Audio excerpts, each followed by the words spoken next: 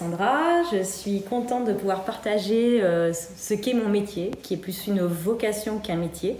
J'ai toujours été intéressée par l'infiniment petit, c'est pour ça que j'ai commencé par faire des études scientifiques, de m'orienter vers les grands groupes pharmaceutiques pendant au moins une quinzaine d'années. Donc il y a 4 ans, j'ai décidé de changer de vie et de retourner à mes ressources, de retourner à ma passion. En fait, les chevaux sont des animaux qui sont phénoménaux et qui peuvent nous apprendre beaucoup.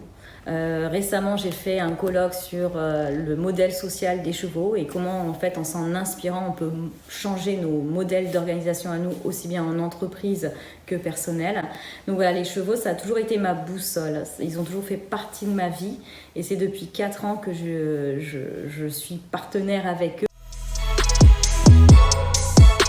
Ce parcours scientifique, j'ai fondé ma société, j'ai créé Adagio Coaching, donc c'est un centre de formation, c'est un organisme de formation avec le cheval comme guide. Je m'intéresse à ce qui est beaucoup plus grand, mais aussi toute la complexité humaine, toute la communication humaine, tous nos biais en fait, on n'arrive pas à communiquer correctement et dans une société c'est primordial que les informations soient diffusées. C'est là où le cheval il vient rentrer en fait pour nous dire notre non-verbal, qu'est-ce qu'il dit, nos intentions, qu'est-ce qu'elles disent, qu'est-ce que c'est que notre cohérence, notre congruence dans tout ça, pour être vraiment leader. Le cheval vient chercher en fait ce leadership qui est en nous. Mes clients voilà, sont des individuels, des personnes individuelles avec des demandes, des entreprises, des petites, moyennes entreprises, des dirigeants, des managers. Et voilà, ça va être des formations sur toutes leurs compétences comportementales, donc sur leurs soft skills, sur leur type de management, comment en fait vraiment mieux se connaître pour inspirer confiance. Dans mon ancienne vie dans le laboratoire, dans la pharmaceutique, je voyais qu'il y avait des problèmes. Et je me dis, si on pouvait modifier tout ça, et quoi de mieux que d'insérer un cheval qui va vraiment nous faire un constat immédiat sur cet instant de qui nous sommes. J'ai un but aussi qui n'est pas de me mettre moi en avant, mais de mettre les chevaux en avant. De mettre en fait qu'est-ce que les chevaux peuvent nous apporter dans la société. Prendre exemple pour opérer un changement dès demain en s'inspirant du modèle social des chevaux, en s'inspirant de ce que sont en fait les animaux, en particulier les chevaux. Donc ça, c'est ce qui me pousse maintenant à faire ce métier passion. Donc les conférences, les séminaires, les team building, les formations, aussi bien longues que courtes, avec des suivis.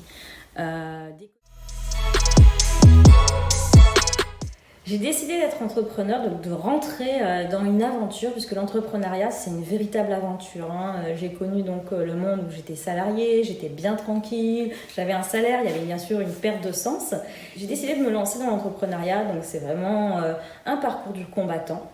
Puisqu'on commence avec une vision, avec des valeurs, on a vraiment envie de faire quelque chose, de changer des choses. Et en fait, ce qu'on s'aperçoit, c'est qu'on est seul. Donc c'est la solitude en fait de l'entrepreneur. Et c'est vrai qu'on ne peut pas faire les choses seuls. Donc ceux qui se cachent avec leur idée dans leur garage pour pouvoir la faire fructifier n'y arriveront pas, ça c'est sûr et certain. Parce que si on ne partage pas, si on n'est pas accompagné, si on ne diffuse pas nos informations, si on n'a pas du social et de l'humain en tant qu'entrepreneur, on ne peut pas y arriver. Et c'est ce que je suis venue chercher dans la CPME 34. J'ai aimé la CPME 34 puisque avant d'adhérer, j'avais quand même fait quelques réunions. C'est cette chaleur humaine que j'ai vue de la part des membres, que j'ai vue de la part du président et de son équipe.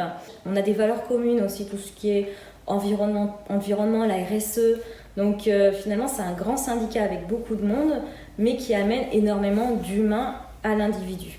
J'ai trouvé ça hyper intéressant parce que voilà, je me retrouvais et j'ai décidé voilà, d'y adhérer. Et je ne suis pas du tout déçue puisque les deux conférences auxquelles j'ai assisté nous nourrissent.